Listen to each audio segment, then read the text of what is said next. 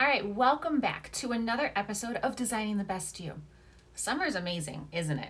So far, ours has been filled with all kinds of activities for the boys and us, and friends and church, and it's been a lot, to be honest. And there's all this talk over the past couple of years about how important self-care is, right? I mean, who wouldn't love to go with you to an exotic spa and be pampered with seaweed while mellow music plays softly in the background? But wait, that's not the one we're talking about. Hold on. Let me remove the cucumber slices from my eyes and welcome you to our self-care episode. Pedicures not included and spas sold separately. Guys, self-care has become the ultimate buzz phrase over the past few years, and with a good reason, with so many of us devoting our time and attention to the needs of the day and the demands of others. We have to find a way to also care for ourselves. I mean, come on, y'all. You can't pour out all onto others when you're empty, and I'm speaking to myself here.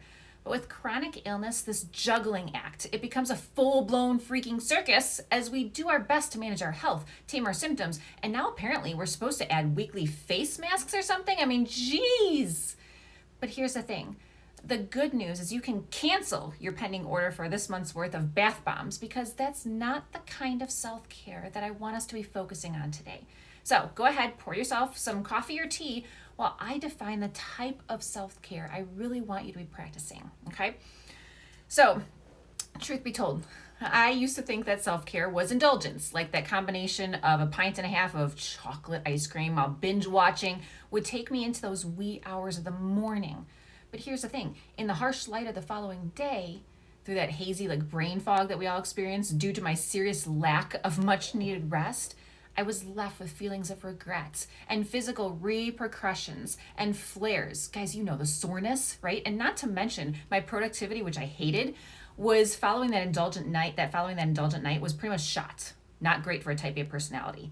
So a couple years ago, one of my chronically ill friends taught me that self-care is something quite different than that overindulgent binge. And also nothing like that cucumber over the eye action that we hear when we think about self-care, okay?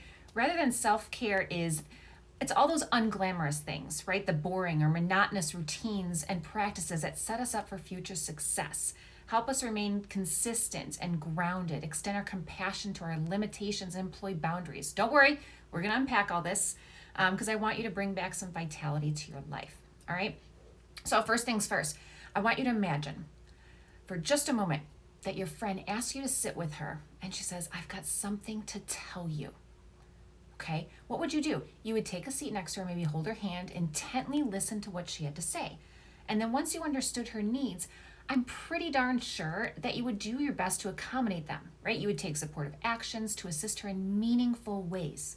Now, picture that the friend that's sitting right beside you is actually your body and mind saying, hey, I need help. So the way that you show up to accommodate those needs with intention and purposeful action, that's what self-care is made of, all right? So self-care, it's learning how to listen to your own needs with that same kindness and compassion you would to extend to a dear friend. There's no judgment, no skepticism, and there's that no exasperated sigh upon hearing the needs, right? There's just listening, hearing, and choosing to respond with compassion, love, and kind of actions that are far from less glamorous, right? Okay? So I want us to start with how self-care sets us up for future successes. In other words, it's not a game of immediate gratification, which is hard because many of us are in pain now, right? It's eating the foods now that you know will make you feel good in an hour or two. Like, hey, don't go grab that juicy burger because you want it now when you know you're going to be in the bathroom hugging that porcelain throne, okay? It's an early bedtime tonight, even if you have a little bit of energy left.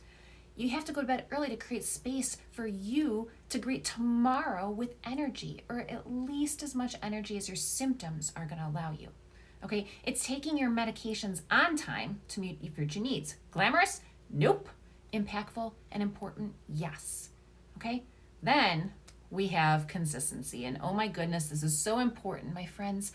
I have to tell you that living life with a chronic illness or autoimmune condition, it's a flipping roller coaster ride, which none of us bought a ticket for, right? It's a wild ride of like ups and downs and twists and turns and loop-de-loops and upside downs and blah, right? But the lack of consistency causes us this emotional whiplash.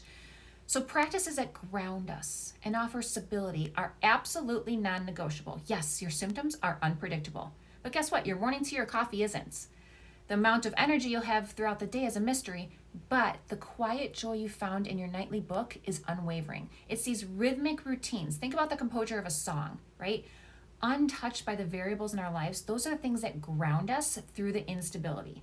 Okay, self-care is looking for these consistencies or even adding a few rituals into your day, right? The sun rises with consistency. Your favorite movie ends predictably. Your kids need food, usually every hour if they're anything like mine, right? So another element of self-care that doesn't involve those hot towels or face masks is pacing. And what I mean by this is respecting limitations. Self-care is the key process of being relentlessly protective of our very real limitations as chronic illness warriors. It's taking a real look at what we're able to do, choosing to do what we can at a reasonable pace, okay? And extending a massive amount of grace and compassion to ourselves when our capacity is lessened and the pace is slower. Self-care doesn't say overdo it when you're able. It also says it's okay when doing any kind of thing is not an option, right? I know, not as fun as a spa, but all of your rubies out there, this is your note to slow down. You'll have to ask me about personality types later if you're curious about what Ruby is, okay? The next self-care step is boundaries. It's a game that allows us to care for ourselves by respecting our needs and making our own choices in relation to other people. There's so many ways that boundaries make our lives incredibly awesome, emeralds. You might create an emotional boundary that helps you release the need to carry other people's opinions or feelings. Or maybe time boundaries regarding how long you want to be in events that you know will drain your energy. This is mine for sure because I always want to have fun, but I know I'll be hurting my body later on, okay, for the next few days too. Or even boundaries maybe about what personal information you're going to share and with whom, rather than oversharing or verbally vomiting out of obligation to fill that awkward silence. That one hits home, right?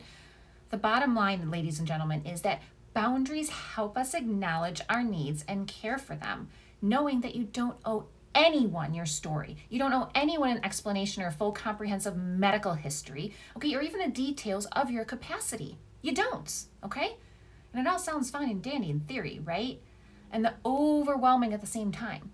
So what I'm challenging you to do over the next few weeks is just show up every day to meet the needs of your mind and body.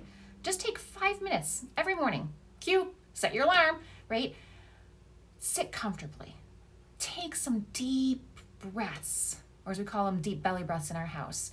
And after your jumbled up thoughts have a moment to come and go as they please, ask yourself, what do I need today? Body, what are you trying to tell me? Mind, how can I give you what you're asking for today? It's not woo, it's not magical. It's taking an honest inventory of yourself. And when you realize what you need, I want you to make a plan and follow through to meet that need every single day, y'all. Okay, so one day you might need extra rest, so you plan an afternoon nap. And then you give yourself the gift of spending that time free of guilt. Hear me out. Another day, you might need to process some big emotions, so you plan that day to journal or call a friend or connect with your therapist, okay? The day after, you might need to get your body moving, so you get out and you get a workout in, maybe you go for a hike that's gonna respect your limitations. And then don't back out when that walk around the block doesn't sound fun, all right? What we're doing here is we're grounding ourselves in consistency and routines that set us up for success. People in corporate and my husband have hated that phrase over the years. But you guys, setting ourselves up for success, okay? We're learning to assess our limitations and meet them with grace and steady pacing. We're creating boundaries and we're following through on what we need. We need, no one else, okay? So think about this. How do you want to feel by this time next month? Do you want to feel the same? I sure don't.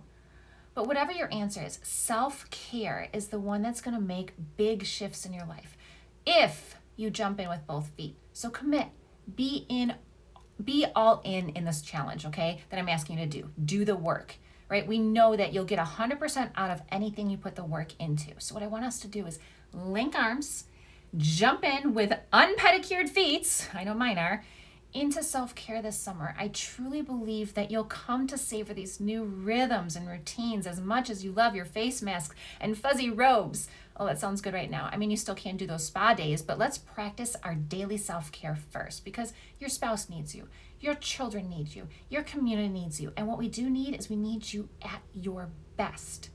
No one likes to run around ragged. That's not who you're designed to be.